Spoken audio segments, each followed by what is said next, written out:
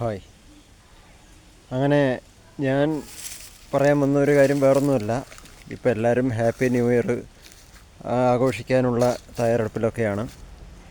പലരും കുപ്പിയെടുക്കാൻ വേണ്ടി പോകുന്നു. ചിലർ കേക്ക് എങ്ങനെ കട്ട് ചെയ്യാം, പുതിയ കേക്ക് എവിടെ വാങ്ങാം, എങ്ങനെ അത് മറ്റേ അങ്ങനെയുള്ള കാര്യങ്ങളൊക്കെയാണ്.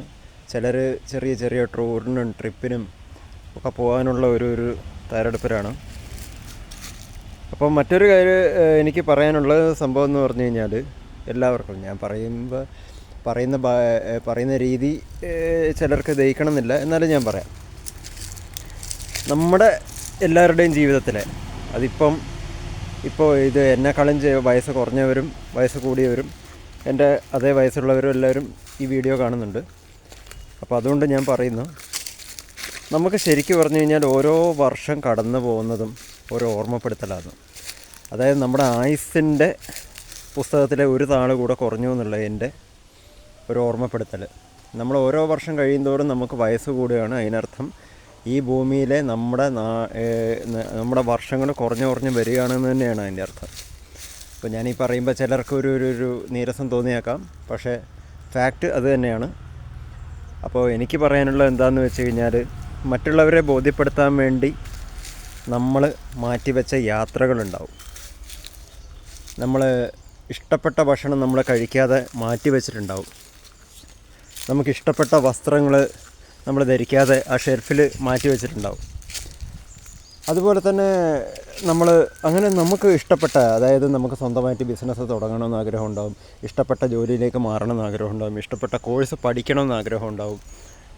അങ്ങനെ നമുക്കിഷ്ടപ്പെട്ട, ചിലർക്ക് ഡ്രൈവിങ്, സ്പോർട്സ്, അഡ്വഞ്ചർ, ചിലർക്ക് കലാപരമായ കാര്യങ്ങൾ, പാട്ട് പാടൽ, എഴുത്ത്, അങ്ങനെ പലതും, മിമിക്രി, അങ്ങനെ പലതും, വാട്ട് എവർ ഇറ്റ് ഈസ്. നമുക്കൊരു ജീവിതമേ ഉള്ളൂ എന്ന് മനസ്സിലാക്കുക.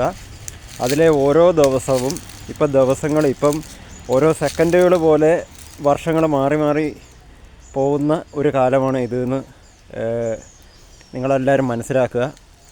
അപ്പോൾ ശരിക്ക് നമ്മൾ മനസ്സിലാക്കേണ്ട ഒരു കാര്യം എന്താണെന്ന് വെച്ച് കഴിഞ്ഞാൽ, നമ്മൾ ഈ നിമിഷങ്ങൾ, സെക്കൻഡുകൾ, മിനിറ്റുകൾ, മണിക്കൂറുകൾ, ദിവസങ്ങൾ, അങ്ങനെ അതൊക്കെ വളരെ പെട്ടെന്ന്, വളരെ ഫാസ്റ്റായിട്ട് ഈ 5G കാലത്ത് അത്രയും സ്പീഡിലായിട്ടാണ് മുന്നോട്ട് പോകുന്നത്.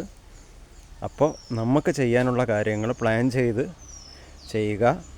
വരുന്ന വർഷങ്ങളിലെങ്കിലും നിങ്ങളിപ്പോൾ ഒരു 4-5 കൊല്ലം മുമ്പ് അടുത്ത കൊല്ലം ചെയ്യാമെന്ന് മാറ്റി വെച്ചിരുന്ന പല കാര്യങ്ങളും ഉണ്ടാവും.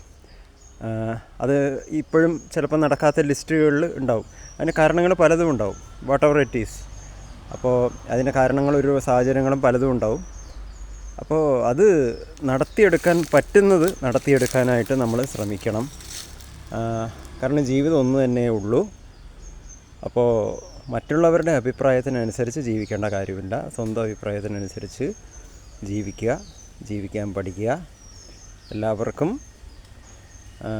ഒരു ന്യൂ ഇയർ നേരുന്നു. ഹാപ്പി ന്യൂ ഇയർ എന്ന് പറയുന്നില്ല, കാരണം നമുക്കറിയാം നമ്മുടെ പയ്യന്നൂർ ചുറ്റുപാട് പ്രദേശത്ത് പലതരത്തിലുള്ള ദുരന്തങ്ങളും ഒക്കെ നടന്ന ഒരു സമയമാണ്. അപ്പോൾ ഹാപ്പി എന്ന് പറയുന്നില്ല, എന്തായാലും ന്യൂ ഇയർ. അപ്പോൾ അടുത്ത ഒരു വർഷം എല്ലാവരും പ്ലാൻ ചെയ്ത് അവരവരുടെ ലക്ഷ്യങ്ങളിലേക്ക് നീങ്ങുക. Okay, thank you.